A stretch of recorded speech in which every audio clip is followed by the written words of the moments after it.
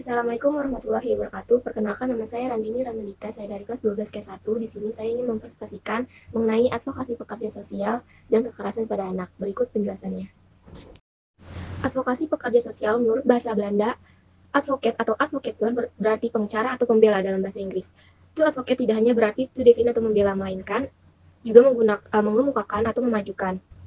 Berdasarkan definisi di atas, maka dijelaskan bahwa advokasi pekerja sosial itu terdiri dari beberapa komponen, yaitu eksklusif, timbal balik, representasi, klien, masalah penyebab, forum, sistematika, pengaruh, pembuatan keputusan, dan tingkat ketidakadilan, tidak responsif, dan sistem.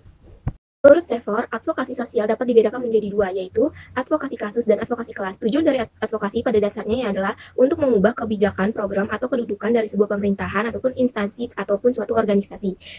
Strategi advokasi dibagi ke dalam tiga, yaitu aras mikro, mezo, dan makro, dan mengkajinya dari 4 aspek, yaitu sasaran atau klien, tipe advokasi, pekerja sosial, dan teknik utama. Di dalam advokasi terdapat prinsip-prinsip advokasi. Yang pertama adalah realitis. Maksud dari realitis di sini adalah advokasi yang berhasil bersandar pada isu dan agenda yang spesifik, jelas, dan teratur. Sistematis. Advokasi adalah seni, terapi bukan lukisan abstrak, melainkan perencanaan yang akurat. Yang ketiga, prinsip taktis, yang dimana pekerja sosial harus membangun koalisi atau aliansi atau sekutu dengan pihak lain. Yang keempat, prinsip strategis, yang dimana advokasi melibatkan penggunaan kekuasaan ataupun power, yang intinya menyangkut kemampuan untuk mempengaruhi dan membuat orang yang berperilaku seperti yang kita harapkan. Yang kelima, prinsip berani, yang dimana advokasi menyentuh perubahan dan rekayasa sosial secara bertahap. Selanjutnya ada jenis-jenis advokasi pekerja sosial. Yang pertama itu ada advokasi klien, advokasi masyarakat, advokasi legislatif, dan advokasi administratif. Materi selanjutnya saya akan membahas mengenai kekerasan pada anak. Yang dimana kekerasan pada anak menurut WHO adalah penggunaan kekuatan fisik dan kekuasaan, ancaman, ataupun tindakan terhadap diri sendiri, perorangan, ataupun sekelompok orang atau masyarakat yang mengakibatkan atau kemungkinan besar menimbulkan memar, trauma, kematian, kerugian psikologis, kelainan perkembangan, dan perampasan pada anak.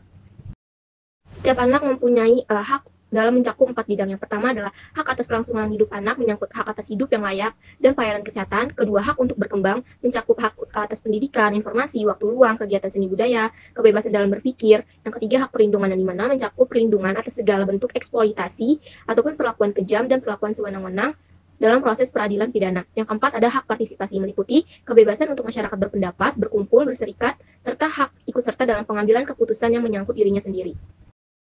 Selanjutnya ada bentuk-bentuk kekerasan. Yang pertama ada penelantaran anak, yang dimana merupakan melepaskan tanggung jawab atas keturunan dengan cara ilegal. Hal ini antara lain disebabkan oleh faktor seperti faktor ekonomi, sosial, ataupun penyakit mental. Yang kedua ada kekerasan fisik, yang dimana agresi fisik yang diarahkan pada seorang anak oleh orang dewasa. Bentuk kekerasan ini paling mudah dikenali seperti menampar, menendang, memukul, menggigit, membenturkan, mengancam kepada anak dengan benda tajam, ataupun yang lainnya.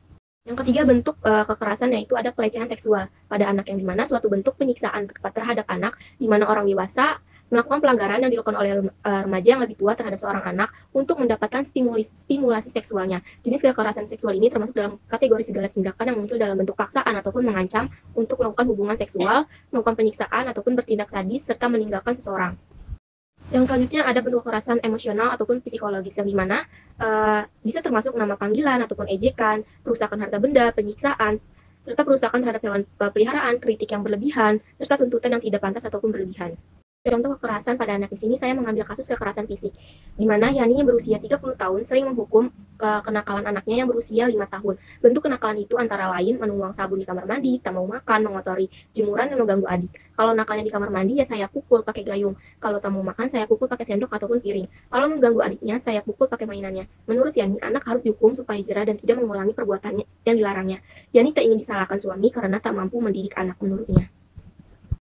Dari kasus tersebut, saya menghubungkannya dengan biopsikososial spiritual, di mana yang pertama ada kondisi biologis ataupun fisik pada anaknya, yaitu anak akan mengalami luka-luka seperti memar, luka patah tulang terutama di daerah rusuk, dan gangguan-gangguan di bagian tubuh seperti kepala, perut, pinggul, dan di kelak usia selanjutnya. Cara penyelesaiannya yaitu dengan kedua orang memberitahukan kedua orang tua agar berusaha menyelesaikan permasalahan yang dialaminya, mengetahui dan memahami perkembangan anak, mengajak anak ke dokter untuk memeriksakan kondisi fisiknya.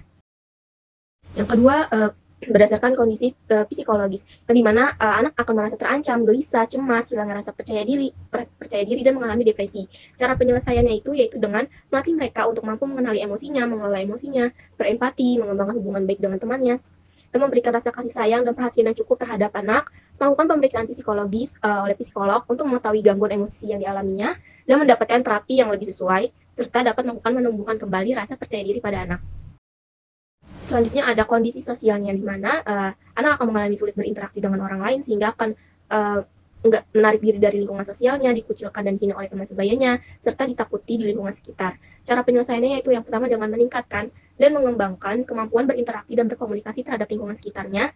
Orang tua selalu mengawasi tindakan dan perilaku yang dilakukan oleh anak, menanamkan nilai sosial dan norma sosial, memotivasi anak bahwa dirinya mempunyai hak dan kemampuan yang sama dalam berelasi di lingkungan sosialnya. Yang terakhir, kondisi spiritualnya. Yang pertama itu anak akan mengalami kurangan pembekalan ilmu agama serta budi pekerti.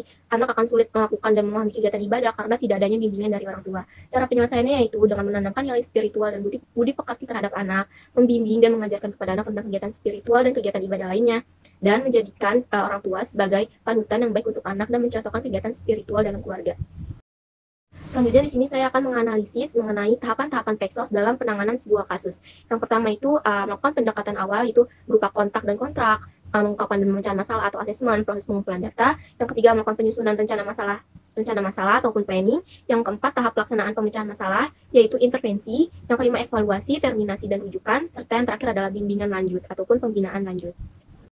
Prinsip PEKSOS yang dapat diterapkan dalam penanganan kasus ini yaitu prinsip penerimaan, komunikasi, prinsip kerahasiaan, prinsip partisipasi, prinsip individualisasi, prinsip sadar diri, dan prinsip tidak menghakimi. Metode PEKSOS yang dapat diterapkan dalam penanganan kasus ini adalah metode pekerja sosial casework, di mana bimbingan sosial individu perorangan yang merupakan suatu rangkaian pendekatan teknik pekerja sosial yang ditunjukkan untuk membantu individu dalam mengalami masalah berdasarkan relasi antara pekerja sosial dengan penerima pelayanan secara langsung ataupun tatap muka.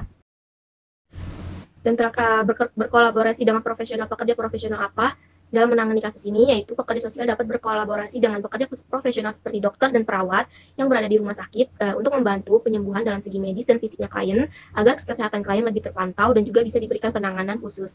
Yang kedua, PEKSOS dapat berkolaborasi dengan seorang ahli psikolog yang dimana dapat membantu menyelesaikan permasalahan klien yang mengetahui gangguan emosionalnya yang dialaminya dan juga dapat melakukan terapi yang sesuai. Yang ketiga itu, PEKSOS dapat berkolaborasi dengan pihak-pihak terkait ataupun lembaga terkait yang menangani kasus kekerasan. Sekian penjelasan dari saya. Apabila ada kekurangan dalam perkataan, mohon dimaafkan. Sekian, terima kasih. Wassalamualaikum warahmatullahi wabarakatuh.